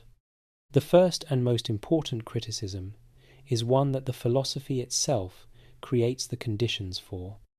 Epictetus taught that the source of suffering is in your own judgments, that the external event is the occasion and the internal judgment is the cause, that the work of philosophy is to examine and correct those judgments until your responses to the world are grounded in clear-eyed assessment rather than in fear and attachment. This is true in a significant and important sense. The relationship between events and suffering is mediated by judgment, and the judgment is something that can be developed and refined through practice. Modern psychology has confirmed this through decades of clinical research. Cognitive behavioral therapy. Now, one of the most widely used and evidence-supported forms of psychological treatment in the world, is built on a closely related insight: the understanding that thoughts about events shape emotional responses to them, and that changing the thoughts can change the responses. Scholars have noted the broad philosophical resonance between this insight and the Stoic tradition, though the specific historical pathways of influence are complex and run through many intermediaries rather than in a straight line. But here is where the criticism begins. Epictetus was not wrong that judgment mediates suffering. He was, arguably, incomplete in his account of when the examination of judgment is sufficient, and when the sources of suffering are located in places that the discipline of desire cannot reach. The experience of severe trauma provides the clearest example. When a person experiences trauma of sufficient severity, the relationship between event and response is not primarily mediated by conscious judgment in the way that Stoic practice addresses. The response is mediated by neurological processes that are not accessible to the reflective examination that Epictetus describes. The trauma researcher Bessel van der Kolk has written extensively about how the body retains the effects of traumatic experience in ways that are not fully available to the examining mind. A veteran who responds to a sudden loud noise as though it is incoming fire is not making a bad judgment that philosophy can correct. His nervous system has been shaped by experience in ways that require a different kind of intervention. Epictetus could not have known this. The neuroscience did not exist. He was working with the understanding of the mind that his tradition provided, and that understanding, while genuinely sophisticated in many respects, did not include the category of involuntary neurological responses that modern research has established as real and important. The problem arises when contemporary applications of Stoicism treat the Epictetan framework as universally applicable, as though the discipline of assent is always the right tool for every form of suffering. This is not what Epictetus claimed, at least not in the careful reading of the Discourses, but it is what a simplified version of his teaching, stripped of its context and applied as a general-purpose self-improvement framework, can easily become, and in that simplified form, it can cause real harm. A person told that their suffering comes from their own judgments, when that suffering is rooted in trauma or in neurological conditions that the examination of judgment cannot reach, is being given advice that is not merely unhelpful but actively counterproductive. It implies that their failure to achieve equanimity is a failure of philosophical practice rather than an indication that a different kind of help is needed. It can produce shame in addition to suffering, and shame is not something the discipline of desire was designed to address. The second criticism operates at a different level. Epictetus taught a philosophy of individual inner freedom. The work of philosophy is individual work. The liberation it offers is individual liberation, and a framework that consistently redirects attention from external conditions to internal response can, in the wrong context, become a sophisticated way of telling people to accept conditions that should not be accepted. Epictetus himself was not naive about this. The Discourses contain passages that make clear he understood the distinction between accepting what cannot be changed and giving up on changing what can be. His teaching about appropriate action, acting fully toward goals that are genuinely worth pursuing while releasing attachment to outcomes that cannot be controlled, is precisely the corrective to the passive misreading of his philosophy. But the passive misreading is possible, and the history of Stoicism's reception includes examples of it. The philosophy that a slave developed to maintain his dignity in conditions of genuine powerlessness has sometimes been used to counsel people in conditions of unjust powerlessness to make peace with their situation rather than to change it. This is a misuse of the philosophy, but it is a misuse that the philosophy's own structure makes available, and honest engagement requires saying so. The third criticism is the one Epictetus was most directly aware of, and the one the contemporary Stoicism revival most consistently underestimates. The philosophy is genuinely hard, not hard in the sense of intellectually complex, though it is that, hard in the sense that living it, as opposed to understanding it or agreeing with it, requires a continuous and never fully completed practice of the most demanding kind. The discipline of desire, applied honestly to an actual life, asks you to re-examine the foundations of almost everything you currently value. He was relentless about the gap between knowing the philosophy and living it.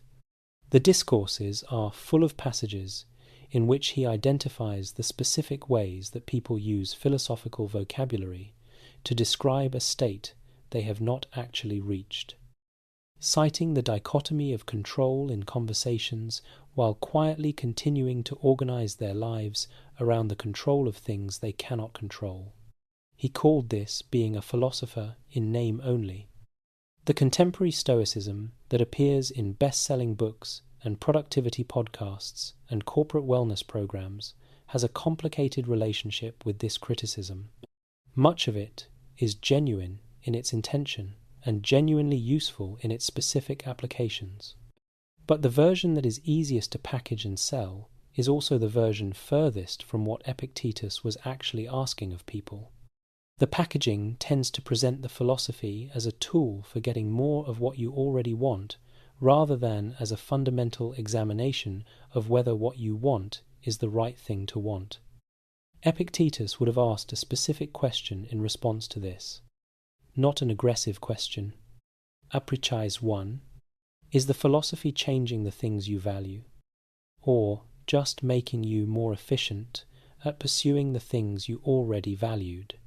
He would have waited for an honest answer, and he would have known, with the patience of a man who had been asking the same question for decades, whether the answer was honest or not. Because a philosophy that is entirely comfortable is a philosophy that is not asking you to change anything that matters. And a philosophy that does not ask you to change anything that matters is not philosophy in the sense Epictetus meant. It is decoration, and he had no interest in decoration. He never had. Chapter 12. The Long Afterlife. There is a particular kind of influence that does not announce itself.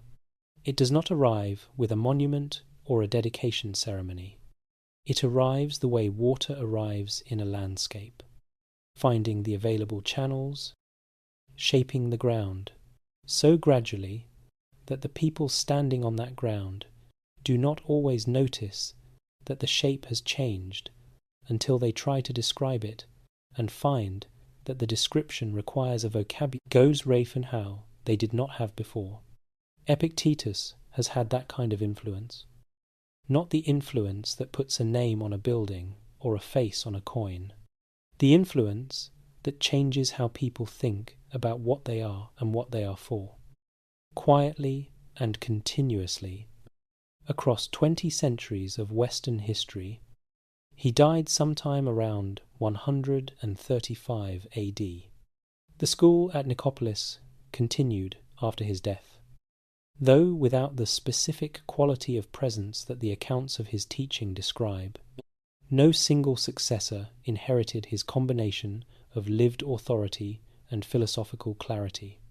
What survived was the text, and the text found its way almost immediately to the most powerful man in the world, to Marcus Aurelius, writing alone in a military camp on the Danube, asking himself the same questions that the philosopher of Nicopolis had been asking his students for decades.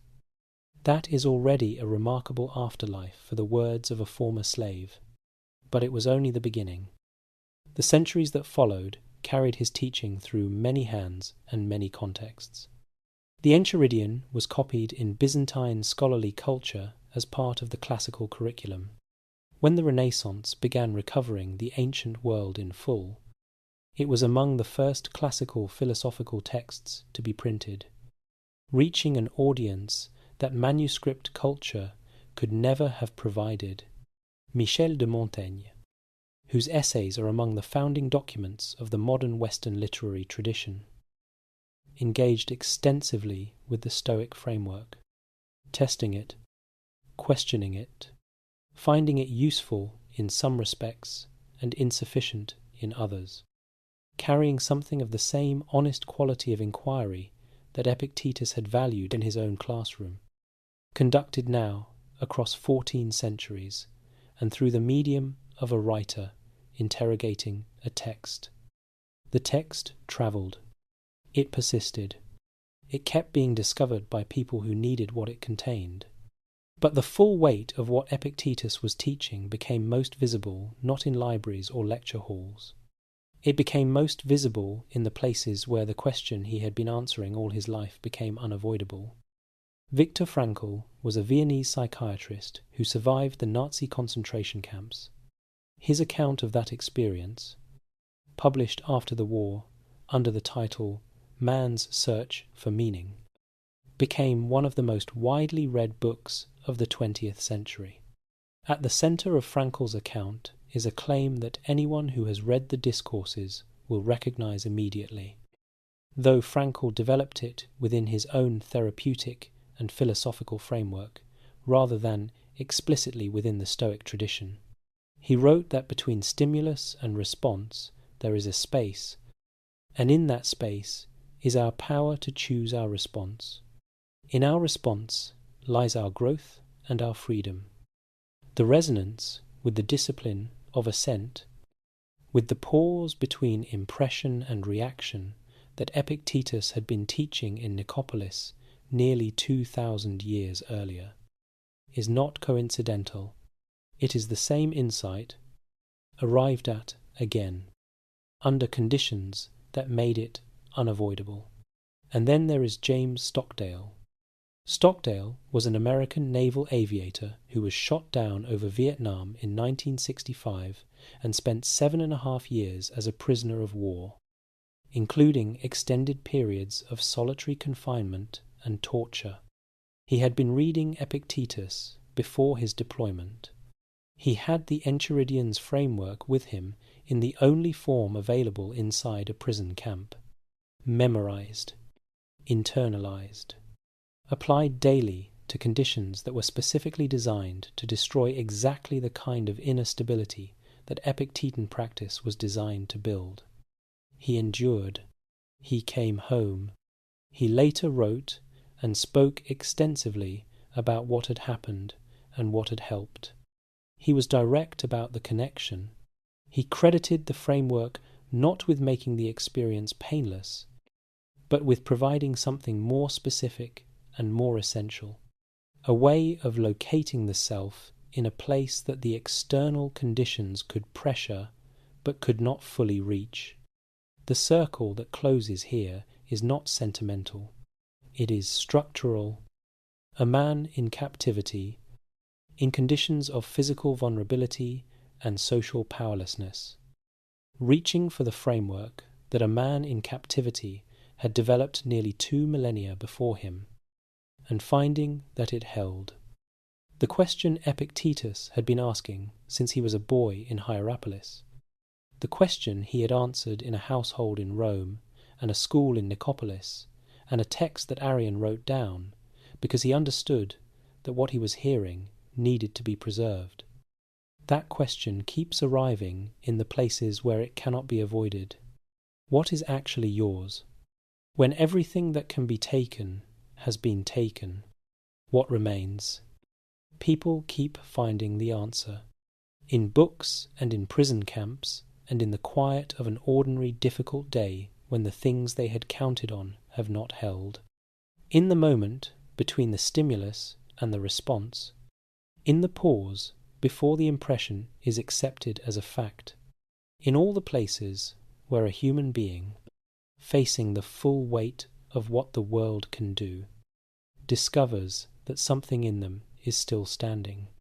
That is the long afterlife of Epictetus, not a monument, a practice, not a name on a building, a question that keeps being asked and keeps being answered by people who find their way to it by the only route that has ever worked, the hard way, the real way, the way he showed them first.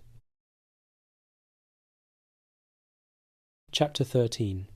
The question he left open. Come back to Nicopolis. Come back to the modest house. The table. The evening light falling through a simple window onto the face of a man who has lived the examined life as completely as any human being we know of, and who is sitting now in the quiet that comes after a long day of asking the same question he has been asking for decades. The question he asked everyone who sat down across from him: what do you actually want?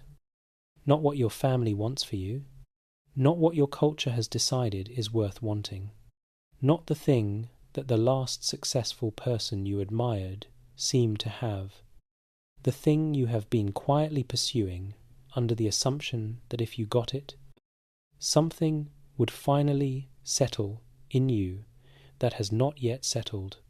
What do you actually want? And is it the kind of thing that is capable of giving you what you are looking for? He asked this question for decades. He asked it in the same way every time, with the same directness, with the same refusal to make it easier than it was, because making it easier would have been a form of lying, and he had no interest in lying. The question is still open. Not because he failed to answer it. He answered it as completely as any human being has answered it, with the full force of a life organized around the answer rather than merely around the articulation of it. The answer is in the Discourses. It is in the Enchiridion. It is in the biographical tradition that has preserved the texture of his life well enough that 20 centuries later you can feel the quality of the man behind the teaching. The question is still open because answering it is not something that can be done once and set aside. It has to be answered again.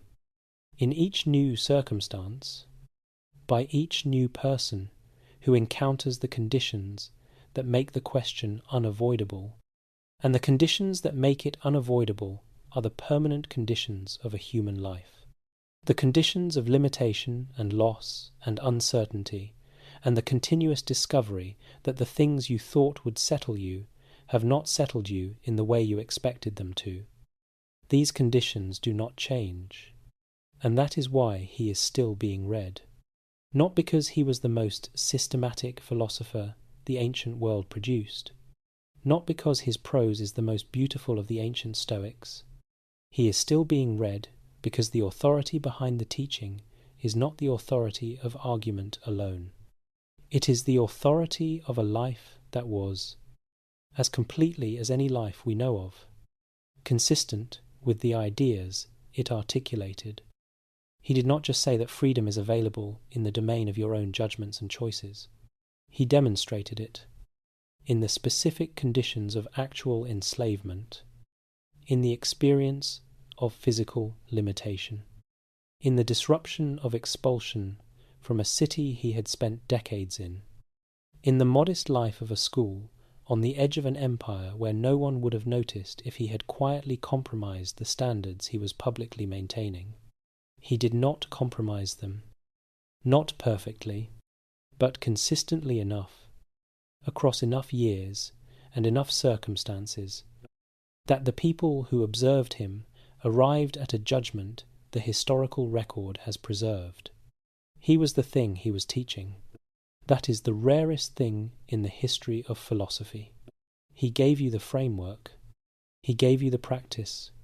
He gave you the example of a life that had been to the place the framework describes and come back to report that what it described was real. The rest is yours. It was always yours.